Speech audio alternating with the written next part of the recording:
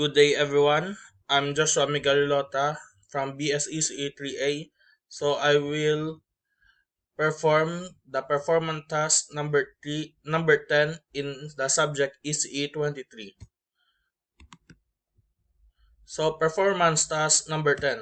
Objective: to be familiar with the most common modern technologies that utilize the principles of time division multiplexing TDM. So the topic of I'm going to discuss is signaling system number 7 or SS7. So what is signaling system 7 or SS7? Signaling system 7 is an international telecommunication protocol standard that defines how the network elements in a public switch telephone network PSTN exchange information and control signals. Nodes in an SS7 network are called signaling points. So how does signaling system 7 work? The signaling transport SIGTRAN protocols provide interoperability of SS7 signaling to operate over the Internet Protocol IP-based networks. This enables PSTN service to operate over legacy, analog plain old telephone service systems and modern IP equipment networking equipment. SIGTRAN uses its own stream control transmission protocol as opposed to transmission control protocol or user datagram. So SS7 is a high performance packet based system that can transmit much information related to the call and user. The extra data channel offered by SS7 enabled many of the modern conveniences in telephone service. It can also be used for services not directly related to voice calls because of the level of access SS7 provides to the underlying infrastructure and need for an extra dedicated signal line.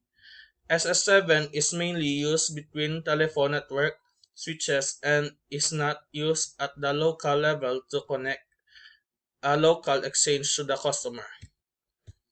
So services offered by SS7 include the following: call setup, routing and teardown, call forwarding, automated voicemail, call waiting, conference calling, caller ID, subscriber authentication and extended billing, toll-free 800 and 888, and toll 900 for calls, SMS, and mobile phone roaming and tracking.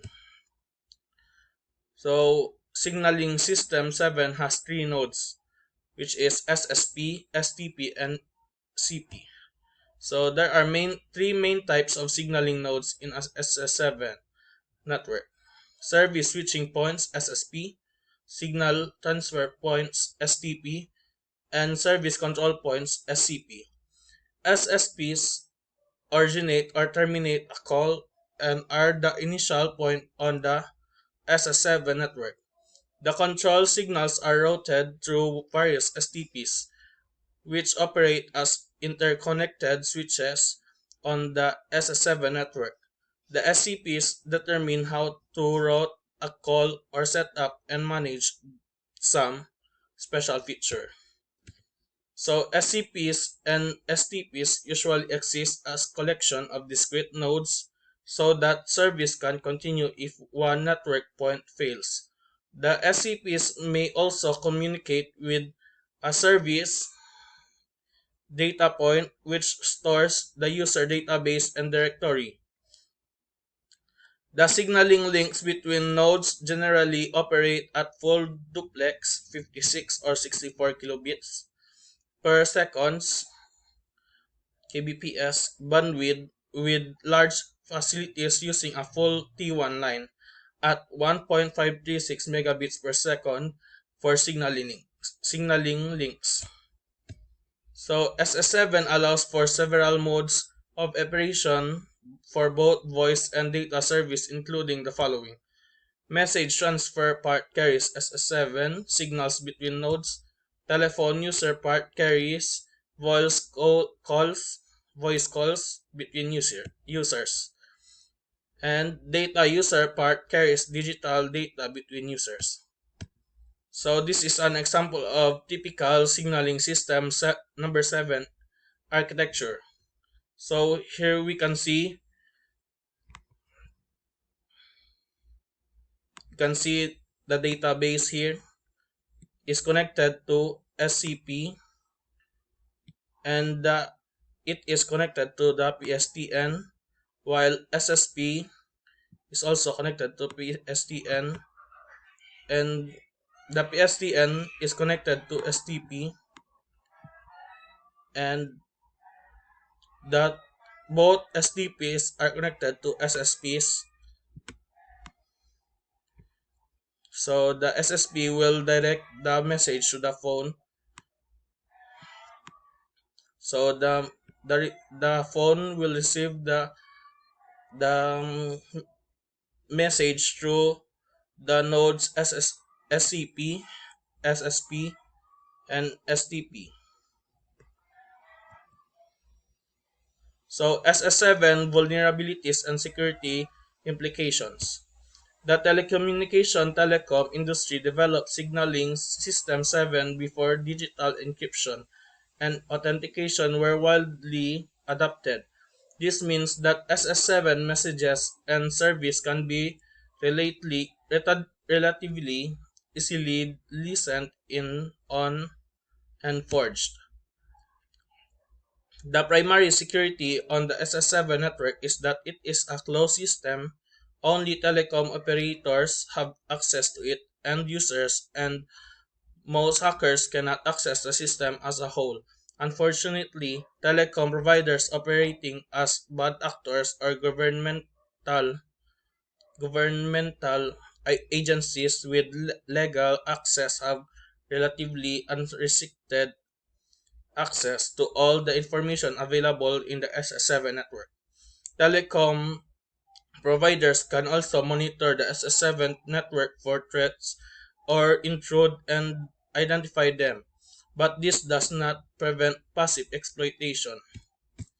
Given the rich feature set and not existent security of SS7, this gives these threat actors unprecedented access to user information. It also gives governments the ability to track mobile users' location anywhere in the world, even without the use of the Global Positioning System.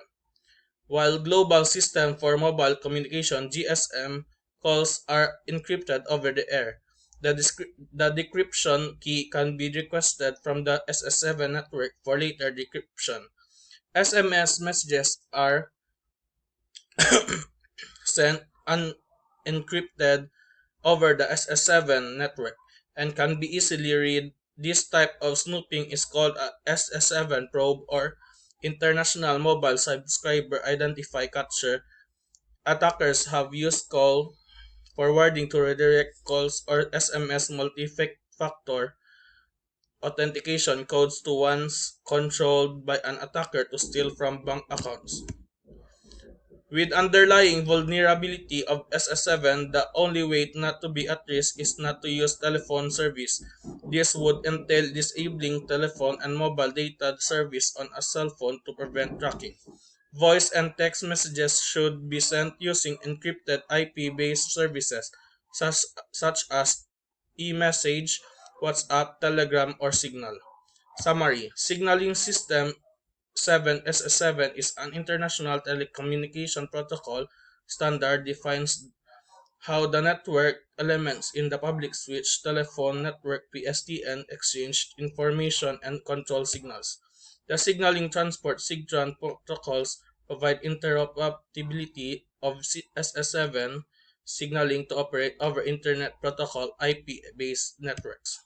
So the three main types of signaling nodes in SS7 network service is SSP, STP, and SCP. That's all. Thank you.